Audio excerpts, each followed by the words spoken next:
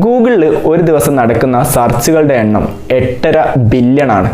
അതായത് ലോക ജനസംഖ്യ നോക്കുകയാണെങ്കിൽ മൊത്തം 8 ബില്യൺ ജനങ്ങളാണുള്ളത്. അപ്പോഴേ നമുക്ക് ഇതിൻ്റെ വലുപ്പം മനസ്സിലാവുള്ളൂ. 8.5 ബില്യൺ സെർച്ചുകൾ ഒരു ദിവസം നടക്കുന്നുണ്ട്. എന്നിട്ടും ഇവയെല്ലാം സൗജന്യമായിട്ടാണ് നടക്കുന്നത്. ഗൂഗിൾ സെർച്ച് ഫ്രീ ആണ്, ജിമെയിൽ ഫ്രീ ആണ്, യൂട്യൂബ് ഫ്രീ ആണ്, ഗൂഗിൾ മാപ്പ് ഫ്രീ ആണ്. അങ്ങനെ ഗൂഗിളിൻ്റെ ഒട്ടുമിക്ക സർവീസുകളും ഫ്രീ ആണ്. എങ്ങനെയായിരിക്കും ഇവർക്ക് ഇതെല്ലാം ഫ്രീ ആയിട്ട് തരാൻ പറ്റുന്നത്? ഇതൊക്കെ ഫ്രീ ആയിട്ട് പോലും ലോകത്തിലെ തന്നെ ഏറ്റവും കൂടുതൽ വിപണി മൂല്യമുള്ള കമ്പനികളിലൊന്നാണ് ഗൂഗിൾ. അത് ഏകദേശം 2.19 ട്രില്യൺ US$ വരും. എങ്ങനെയാണ് ഗൂഗിളിന് ഇതെല്ലാം ഫ്രീ ആയിട്ട് തന്നിട്ട് പോലും ഇത്രയും കൂടുതൽ വിപണി മൂല്യവും ഇത്രയും കൂടുതൽ പൈസയും ഉണ്ടാക്കാൻ പറ്റുന്നത്? നമുക്കൊന്ന് നോക്കാം. ഗൂഗിളിൻ്റെ കഥ ആരംഭിക്കുന്നത് 1996 സ്റ്റാൻഫോർഡ് യൂണിവേഴ്സിറ്റിയിലെ 2 PhD സ്റ്റുഡൻസ് ആയിട്ടുള്ള സെർജി ബിന്നും ലാരി പേജും അവരുടെ റിസർച്ച് പ്രൊജക്റ്റിൻ്റെ ഭാഗമായിട്ടാണ് ഗൂഗിൾ എന്നുള്ള കമ്പനി 1998 ആരംഭിക്കുന്നത്. ഗൂഗിൾ എന്നുള്ള വേർഡ് മീനിങ് ഒന്നിന് ശേഷം 100 പൂജ്യങ്ങൾ എന്നുള്ളതാണ്. അതായത് നിങ്ങളൊന്ന് സെർച്ച് ചെയ്യുകയാണെങ്കിൽ നിങ്ങൾ ഗൂഗിളിൻ്റെ ഏറ്റവും അടിയിൽ കാണാവുന്നതാണ്. അല്ലെങ്കിൽ 100 കണക്കിന് പേജുകളിലായിട്ട് നമുക്ക് റിസൾട്ടുകൾ അവർ തന്നിട്ടുണ്ടാവും എന്നുള്ളത്. അതാണ് ഗൂഗിൾ എന്നതുകൊണ്ട് ഉദ്ദേശിക്കുന്നത്. 98 ആരംഭിച്ച കമ്പനി 2000 ആവുമ്പോഴേക്കും ലോകത്തിൽ തന്നെ ഭയങ്കര പ്രസിദ്ധിയുള്ള ഒരു കമ്പനിയായിട്ട് മാറി. അത്രയും കാലം ഉണ്ടായിട്ടുള്ള പല സെർച്ച് എഞ്ചിനുകളെയും സൈഡാക്കി, യാഹു പോലെയുള്ള പല സെർച്ച് എഞ്ചിനുകളെയും സൈഡാക്കി ഗൂഗിൾ 1ാം സ്ഥാനത്തേക്ക് കയറി വന്നു. അതിന് അവർക്ക് ഊർജം പകർന്നിട്ടുള്ള പ്രധാന കാരണങ്ങളിലൊന്ന് അവരുടെ സെർച്ച് റിസൾട്ടുകളും പിന്നെ ഏറ്റവും സിമ്പിൾ ആയിട്ടുള്ള അവരുടെ വെബ്സൈറ്റുമായിരുന്നു. ഗൂഗിൾ അതിൻ്റെ വിജയത്തിൻ്റെ ആദ്യ സ്റ്റെപ്പ് എടുക്കുന്നത് 2000 അഡ്വേർഡ്സ് എന്ന് പറയുന്ന അവരുടെ ഒരു സർവീസ് തുടങ്ങുന്നതോടുകൂടിയാണ്. അതിപ്പോൾ അറിയപ്പെടുന്നത് ഗൂഗിൾ ആഡ്സ് എന്നുള്ളതാണ്. ബിസിനസ്സുകൾ അവരുടെ പരസ്യങ്ങൾ ഗൂഗിളിൽ കൊടുക്കാൻ ഗൂഗിൾ അഡ്വേർഡ്സ് അല്ലെങ്കിൽ ഇപ്പോഴുള്ള ഗൂഗിൾ ആഡ്സ് ഉപയോഗിക്കുന്നു. ഇതാണ് ഗൂഗിളിന് ഏറ്റവും കൂടുതൽ വരുമാനം നൽകപ്പെടുന്നത്.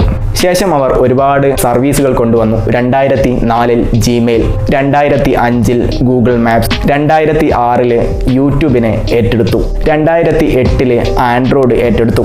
2008 തന്നെ വീണ്ടും അവർ ഗൂഗിൾ ക്രോം എന്ന് പറയുന്ന ഒരു പ്രൊഡക്റ്റ് കൊണ്ടുവന്നു. ലോകത്തിലെ തന്നെ ഏറ്റവും കൂടുതൽ ആൾക്കാർ ഉപയോഗിക്കുന്ന ഒരു വെബ് ബ്രൗസറാണ് ഇപ്പോൾ ഗൂഗിൾ ക്രോം. അതുമാത്രമല്ല അതിനുശേഷം ഒരുപാട് പ്രൊഡക്റ്റുകൾ കൊണ്ടുവന്നു. ഗൂഗിൾ പിക്സല്, ക്രോം ബുക്ക്, അങ്ങനെ മറ്റു അനേകം ഹോം ഡിവൈസസുകൾ ഗൂഗിൾ കൊണ്ടുവന്നു. അതുമാത്രമല്ല ഏറ്റവും അവസാനമായിട്ട് അവർ ഗൂഗിൾ ജെമിനി എന്ന് പറയുന്ന ആർട്ടിഫിഷ്യൽ ഇൻ്റലിജൻസ് പ്രൊഡക്റ്റ് വരെ മാർക്കറ്റിൽ ഇൻട്രൊഡ്യൂസ് ചെയ്തു. ഇപ്പോൾ നമ്മൾ പറഞ്ഞിട്ടുള്ളതൊക്കെ ഗൂഗിളിൻ്റെ സക്സസ് ആയിട്ടുള്ള പ്രൊഡക്റ്റുകളാണ്. ഗൂഗിളിനും ഒരുപാട് ഫെയിലർ ആയിട്ടുള്ള പ്രൊഡക്റ്റുകളുണ്ട്. അതിലൊന്നാമത്തതാണ് G+. ഫേസ്ബുക്കിനോട് കോമ്പീറ്റ് ചെയ്യാൻ സ്ഥാപിച്ചിട്ടുള്ള ഒരു സോഷ്യൽ മീഡിയ പ്ലാറ്റ്ഫോം ആയിരുന്നു G+.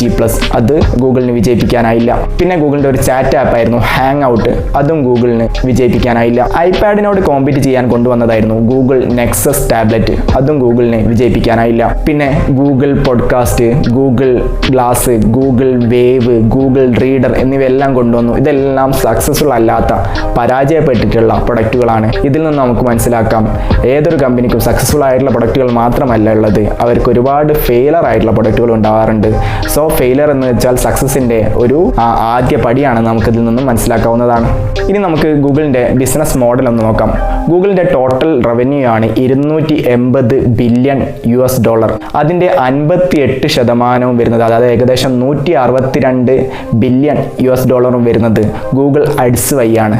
പിന്നീട് 11% വരുന്നത് ഗൂഗിൾ നെറ്റ്വർക്ക് അഡ്സ്, 10% യൂട്യൂബ് പരസ്യങ്ങൾ, പിന്നെ 10.4% വരുന്നത് ഗൂഗിൾ പ്ലേ സ്റ്റോറിൽ നിന്നുള്ള വരുമാനം, പിന്നെ ബാക്കി വരുന്നത് 9.4 ഏറ്റവും വലിയ വരുമാന മാർഗമാണ് ഗൂഗിൾ ക്ലൗഡിൽ നിന്നുള്ള വരുമാനം. പക്ഷേ ഇങ്ങനെയൊക്കെയാണെങ്കിലും നമ്മളെല്ലാവരും ഗൂഗിൾ സെർച്ച് അല്ലെങ്കിൽ ഗൂഗിളിൻ്റെ ഒരുവിധം പ്രൊഡക്റ്റുകളൊക്കെ ഫ്രീ ആയിട്ടാണ് ഉപയോഗിക്കുന്നത്. അതെങ്ങനെയാണ് സാധിക്കുന്നത്? ഇങ്ങനെയുള്ള ഒരു മോഡലിനെ അറിയപ്പെടുന്നത് ഫ്രീ പ്ലസ് പ്രീമിയം എന്നുള്ളതാണ്. അതായത് ബേസിക് പ്രൊഡക്റ്റ്, ഒരു ഗൂഗിളിൻ്റെ ബേസിക് ആയിട്ടുള്ള പ്രൊഡക്റ്റുകൾ അല്ലെങ്കിൽ സർവീസുകളൊക്കെ സൗജന്യമായിട്ട് കൊടുക്കുന്നു. അതിൽ നിന്നും നമുക്ക് അഡ്വാൻസ്ഡ് ആയിട്ടുള്ള അല്ലെങ്കിൽ പ്രീമിയം ആയിട്ടുള്ള പ്രൊഡക്റ്റുകൾ വേണമെങ്കിൽ നമ്മൾ പേ ചെയ്യേണ്ടതുണ്ട്. അതായത് നമ്മൾ ജിമെയിലിൽ നമുക്ക് 15 GB വരെ സ്റ്റോറേജ് സൗജന്യമാണ്. അതിൽ കൂടുതൽ വേണമെങ്കിൽ ക്യാഷ് കൊടുക്കണം. അല്ലെങ്കിൽ ഗൂഗിൾ ഡ്രൈവിൽ 15 GB വരെ ഫ്രീ ആണ്. അതിൽ കൂടുതൽ വേണമെങ്കിൽ ക്യാഷ് കൊടുക്കണം. യൂട്യൂബ് നമുക്ക് സൗജന്യമായിട്ട് ഉപയോഗിക്കാവുന്നതാണ്. പക്ഷേ നമ്മൾ പരസ്യം കാണണം അല്ലെങ്കിൽ നമ്മൾ പ്രീമിയം എടുക്കേണ്ടതുണ്ട്.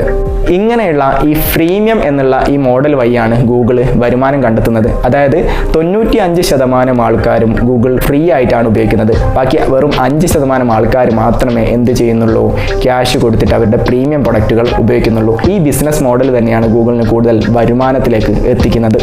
ഇത് മാത്രമല്ല, നമ്മൾ അറിയാത്ത മറ്റൊരു കാര്യം ഗൂഗിളിൻ്റെ കയ്യിലുണ്ട്, നമ്മുടെ ഡാറ്റ. നമ്മൾ എന്ത് കാര്യത്തിന് നമ്മൾ എന്ത് ചെയ്യാറുണ്ട്, ഗൂഗിളിൽ സെർച്ച് ചെയ്യാറുണ്ട്. നമുക്കിപ്പോൾ ഒരു പനിയാണ്, നമ്മൾ ഗൂഗിളിൽ അതിൻ്റെ ടാബ്ലറ്റ് സെർച്ച് ചെയ്യും. നമുക്കൊരു പ്രൊഡക്റ്റ് വേണം, നമ്മൾ എന്ത് ചെയ്യും, ഗൂഗിളിൽ സെർച്ച് ചെയ്യും. അല്ലെങ്കിൽ നമുക്ക് എന്ത് വേണം, നമുക്ക് A to Z കാര്യങ്ങൾ വരെ നമ്മൾ എന്ത് ചെയ്യുന്നുണ്ട്, ഗൂഗിളിനെ സമീപിക്കുന്നുണ്ട്. അതുകൊണ്ട് തന്നെ ലോകത്തിലുള്ള എല്ലാവിധ ജനങ്ങളുടെയും, ഗൂഗിൾ ഉപയോഗിക്കുന്ന എല്ലാവരുടെയും ഡാറ്റാസ് ഗൂഗിളിൻ്റെ കയ്യിലുണ്ട്.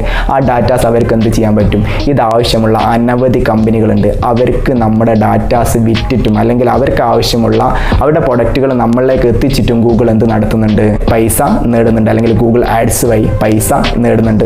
ഒരു എക്സാമ്പിൾ പറയുകയാണെങ്കിൽ, നിങ്ങൾ ഗൂഗിളിൽ നിങ്ങൾ ഏതെങ്കിലും ഒരു സൺഗ്ലാസിനെ കുറിച്ചിട്ട് സെർച്ച് ചെയ്തു, അല്ലെങ്കിൽ നിങ്ങളൊരു മൊബൈൽ ഫോണിനെ കുറിച്ചിട്ട് സെർച്ച് ചെയ്തു. പിന്നീട് നിങ്ങൾ ഒന്ന് ശ്രദ്ധിച്ച് നോക്കുക, നിങ്ങൾ യൂട്യൂബിൽ നിങ്ങൾക്ക് സ്ഥിരമായിട്ട് വരുന്ന പരസ്യം അതുമായിട്ട് റിലേറ്റഡ് ആയിട്ടുള്ളതായിരിക്കും. അല്ലെങ്കിൽ നിങ്ങൾ ഏതെങ്കിലും വെബ്സൈറ്റ് സെർച്ച് ചെയ്ത് കഴിഞ്ഞാൽ, അല്ലെങ്കിൽ വെബ്സൈറ്റ് കയറി കഴിഞ്ഞാൽ അവിടെ വരുന്ന ബാനർ ആഡ്സുകൾ മൊത്തം നിങ്ങൾ യൂട്യൂബിൽ അല്ലെങ്കിൽ നിങ്ങൾ ഗൂഗിളിൽ സെർച്ച് ചെയ്തത് എന്താണോ അത് റിലേറ്റഡ് ആയിട്ടുള്ള പരസ്യങ്ങളായിരിക്കും നിങ്ങൾക്ക് വന്നിട്ടുണ്ടാവുക. അതായത് നമ്മൾ എന്തൊക്കെ ചിന്തിക്കുന്നു, നമുക്ക് എന്തൊക്കെ സാധനങ്ങളാണ് വേണ്ടത്, അതെല്ലാം ആരുടെ കൈമിലുണ്ട്, ഗൂഗിളിൻ്റെ കൈമിലുണ്ട്. അത് നമുക്ക് ആർക്കൊക്കെ തരാൻ പറ്റും, അങ്ങനെയുള്ള ആൾക്കാർക്ക് നമ്മുടെ ഡാറ്റാസ് കൊടുക്കുന്നു. അവർക്ക് അല്ലെങ്കിൽ അവരുടെ പരസ്യങ്ങൾ നമ്മളിലേക്ക് എത്തിക്കുന്നു. അങ്ങനെ അവരുടെ പ്രൊഡക്റ്റുകൾ നമ്മളെ കൊണ്ട് വാങ്ങിപ്പിക്കുന്നു. അങ്ങനെ ഗൂഗിൾ അതിൽ നിന്ന് നല്ലൊരു വരുമാനം നേടിയെടുക്കുന്നു. അങ്ങനെ ഗൂഗിളിൽ നിന്ന് നമുക്ക് മനസ്സിലാക്കാൻ പറ്റും അവരുടെ ഏറ്റവും കൂടുതൽ വരുമാനം വരുന്നത് പരസ്യത്തിൽ നിന്ന് തന്നെയാണ്. അതായത് അഡ്സെൻസിൽ നിന്ന് തന്നെയാണ് ഗൂഗിളിൻ്റെ ഏറ്റവും കൂടുതൽ വരുമാനം വരുന്നത്. വരുമാനത്തിൻ്റെ 58% വരുന്നത് ഈ അഡ്സെൻസ് അല്ലെങ്കിൽ ഗൂഗിളിൽ നൽകപ്പെടുന്ന പരസ്യങ്ങൾ വഴി തന്നെയാണ്. ChatGPT ഒക്കെ വന്നതോടുകൂടി ഗൂഗിളിൻ്റെ പണ്ടത്തെ പോലുള്ള കളികളൊന്നും ഇനി നടക്കാൻ സാധ്യതയല്ല. ഇപ്പോൾ നമ്മളിപ്പോൾ ഒരു കാര്യം സെർച്ച് ചെയ്യുകയാണെങ്കിൽ ChatGPTയിൽ നമ്മളൊരു സംഭവത്തെക്കുറിച്ച് സെർച്ച് ചെയ്യുകയാണ്, അല്ലെങ്കിൽ നമ്മളൊരു ഇന്ത്യയെക്കുറിച്ച് സെർച്ച് ചെയ്യുകയാണ്. മുൻകാലങ്ങളിലൊക്കെ നമ്മൾ ഇന്ത്യയെക്കുറിച്ചിട്ട് ഗൂഗിളിൽ സെർച്ച് ചെയ്യുകയാണെങ്കിൽ കുറേ വെബ്സൈറ്റുകളുടെ ലിങ്കുകൾ മാത്രമായിരുന്നു നമുക്ക് കാണിച്ചു തന്നിട്ടുണ്ടായിരുന്നത്. പക്ഷേ ഇപ്പോൾ അങ്ങനെയല്ല. നമ്മളിപ്പോൾ ChatGPT അല്ലെങ്കിൽ DeepSeek അല്ലെങ്കിൽ ക്ലോഡ് പോലത്തെ ആർട്ടിഫിഷ്യൽ ഇൻ്റലിജൻസ് പ്ലാറ്റ്ഫോമുകൾ നമ്മൾ സെർച്ച് ചെയ്യുകയാണെങ്കിൽ നമുക്കൊരു പാരഗ്രാഫ് സഹിതം, അതായത് ഇന്ത്യയെക്കുറിച്ചിട്ട് ഒരു കംപ്ലീറ്റ് ഡീറ്റെയിൽസ് നമുക്ക് തരും. നമ്മൾ ഒരിക്കലും ഒരു വെബ്സൈറ്റിലേക്കല്ല ഡയറക്റ്റ് ആയിട്ട് പോകുന്നത്, നമുക്കൊരു പാരഗ്രാഫ് ആയിട്ട് തന്നെ നമുക്ക് കാര്യങ്ങൾ പറഞ്ഞു തരും. അതുകൊണ്ട് തന്നെ ഗൂഗിൾ ഇനി മാറിയിട്ടില്ലെങ്കിൽ ഗൂഗിളിൻ്റെ പണ്ടത്തെ പോലെ കളികളൊന്നും നടക്കാൻ സാധ്യതയില്ല. അതുകൊണ്ട് തന്നെയാണ് ഗൂഗിൾ ജെമിനി എന്ന് പറയുന്ന ഒരു ആർട്ടിഫിഷ്യൽ ഇൻ്റലിജൻസ് പ്ലാറ്റ്ഫോം തുടങ്ങിയിട്ടുള്ളതും അതുവഴി അവർ മുന്നോട്ട് പോകാൻ ശ്രമിക്കുന്നതും. എന്തായാലും ഇതേമാതിരിയുള്ള ഇൻട്രസ്റ്റിംഗ് ആയിട്ടുള്ള വീഡിയോസ് നമുക്ക് വീണ്ടും ചെയ്യാവുന്നതാണ്. നിങ്ങളുടെ സപ്പോർട്ട് അനിവാര്യമാണ്. നമുക്ക് മറ്റൊരു വീഡിയോ ആയിട്ട് വീണ്ടും കാണുമായിരിക്കും. Thank you for watching. See you soon on next video.